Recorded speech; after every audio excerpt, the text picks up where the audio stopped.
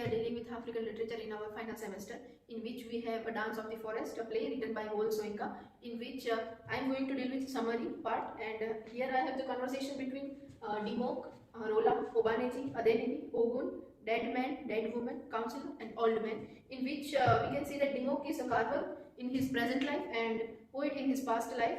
Rola is a prostitute in present life and Madame Tortoise in her past life. Obaneji is a forest spirit's head as a human. Adenebi is a council orator. Ogun, a god of carvers. Dead man is a warrior in the past life, and dead woman was the wife of dead man and she was pregnant in past life. There is a mentioning of a counselor, and old man was Dimok's father. So let us see the conversation between Dimok, Rola, Obaneji, and so on.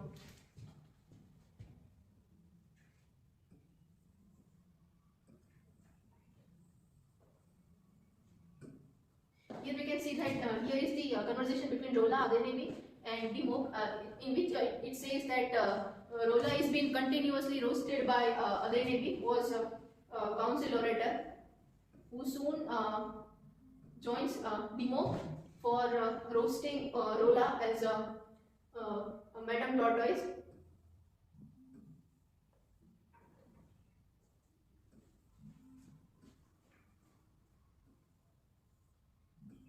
Here we can see a poem kind of text said by an old man who was Dimok's father, which attracted me because of it has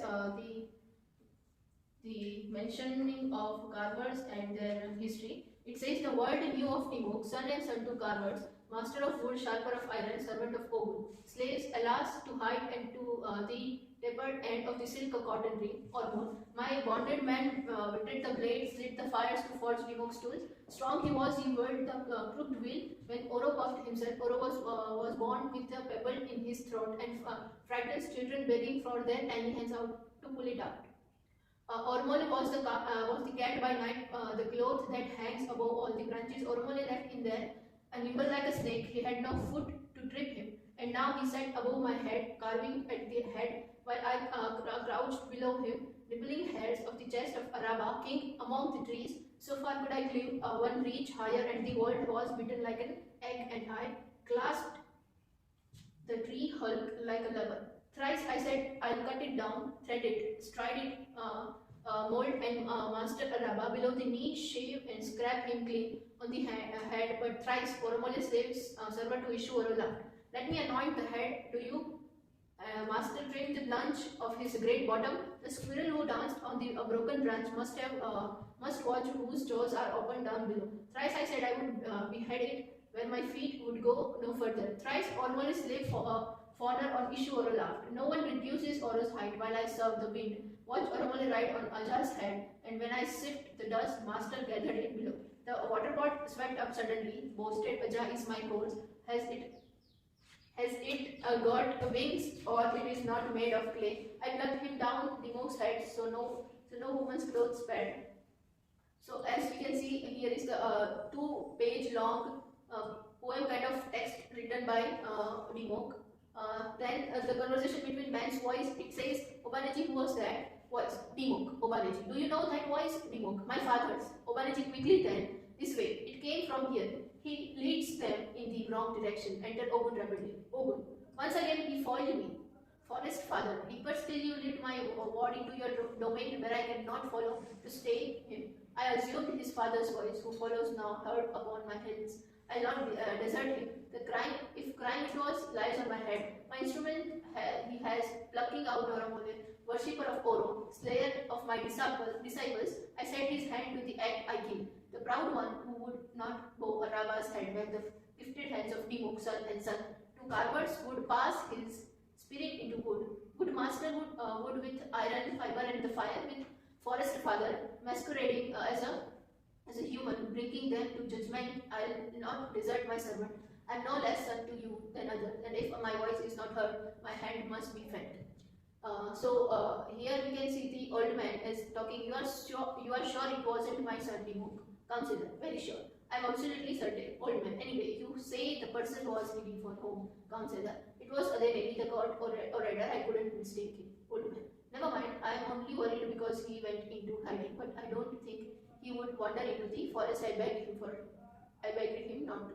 The Nabi enters and the counselor says, that's the man himself. I thought I saw you returning to home. The Nabi says, so I was. And then I heard all the commotion and I met one of your men who was said you were hunting some shady characters. Old man. And so we are. The Nabi says, what are they like? Old man. I don't know. I haven't seen them.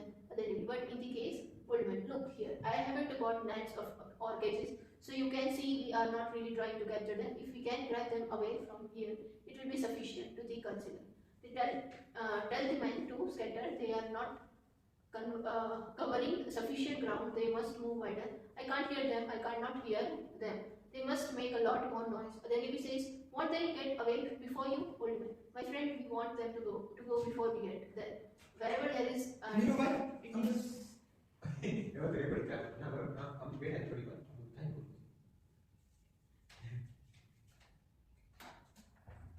And if the guests want to go quietly, we must shout out the price of food. Adenili, what guest? Old man, what guest? Oh, go, Adenili. I'm sorry, but if you will talk in riddles, talking about guests, what about the half dozens or so special guests whom we were supposed to expect? Old man, very restlessly, they are the very people we are trying to drive off. Adenili, what kind of welcome is that? Old man, look, go on, look. Do I seem mad? Adenili, no. Old man, believe me when I tell you that everything has misfired. These people who have come to claim our hospitality do not wish us well. We were sent the wrong people. We asked for statesmen, and we were sent executioners. One of the crowd enters. I don't understand. I thought we left it all to you. Old man, petrol. You get me on the councillors. The man looked. I have just remembered they cannot stand the smell of petrol. Councillor enters. Get some petrol, pour it all over the forest. They cannot stand the smell. Council, Baba, don't you think that? Old man. Now what I am thinking of, I must be getting tired. No sensible man buys the house to cook a little lamb. I know what I want. Remember the old discreet wagon we put off the road. Councillor, oh, the chimney of Ereko? Old man. That's the one. Tell the owner it is the back in the road, in the forest. It is. Get him on drive and it right through here, and it can let it the smoke with the as he likes. Fill up his tank and charge it to councillor. Then cut to the end.